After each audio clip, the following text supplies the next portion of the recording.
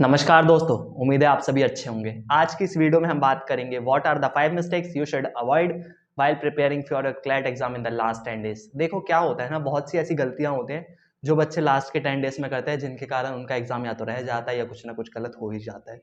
सो ये मिस्टेक्स तो हमको अवॉइड करनी ही है कैसे भी हालात में। So the first one is don't stop reading newspaper.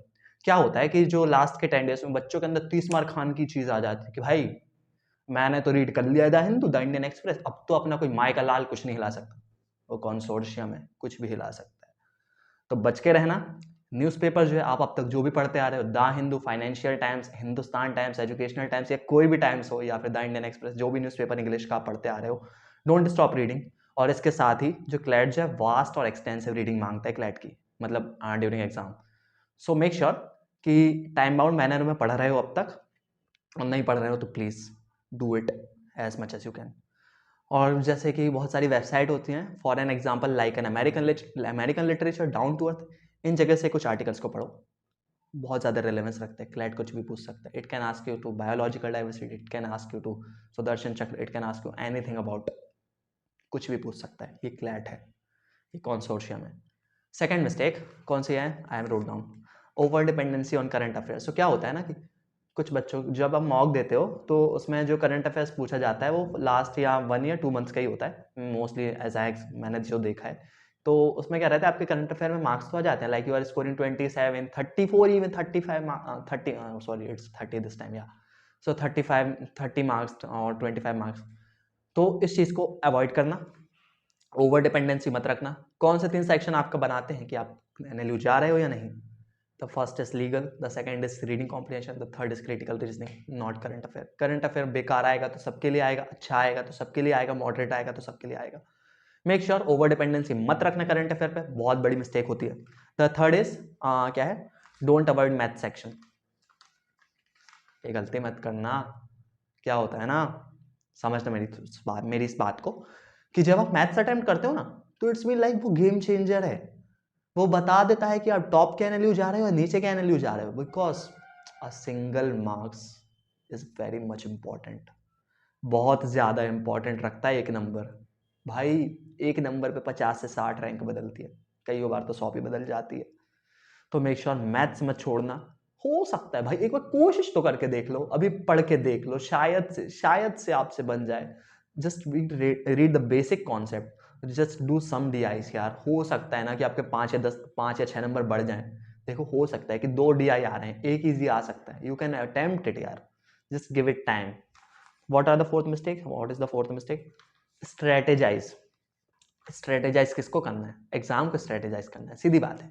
CLAT 24 is asking for the 120 questions in 120 minutes, each question for a minute. लेकिन ऐसा नहीं है कि सबको सारे 120 क्वेश्चंस देने हैं, ठीक है ना, 120 मिनट देने हैं।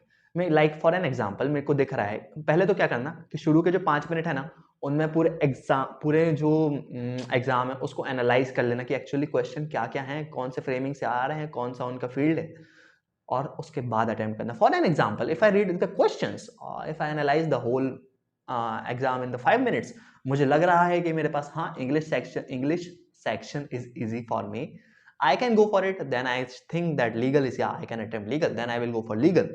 उसके बाद मैं करंट अफेयर पे जाऊंगा, उसके बाद मैं क्रिटिकल रीजनिंग पे जाऊंगा, उसके बाद मैथमेटिक्स में जाऊंगा। हो सकता है मैथमेटिक्स में से ना बन रहा हो, बट आई कैन अटेम्प्ट। या फिर ये गलती मत करना कि आपके पास कोई स्ट्रेटेजी नहीं है, बस चलेगा एग्जाम देने, ऐसा मत करना। टाइम डिवीजन रखना, आपको स्विच करते आना चाहिए कि आपको कब कौन से सेक्शन से कहाँ पर स्विच करना है। फॉर एन एग्जांपल मैथ्स का एक डीआई मेरे को लग रहा है कि इजी है, आई can attempt in not more than 5 और 6 मिनट्स, जस्ट डू इट, खत्म कर दो उसको, ठीक है ना। लाइक मेरे से एक इंग्लिश का सेक्शन हो गया, now I have to go for some rest, so मैं मैथमेटिक्स मेरे को आ रही है, हाँ I can do the 1 DI.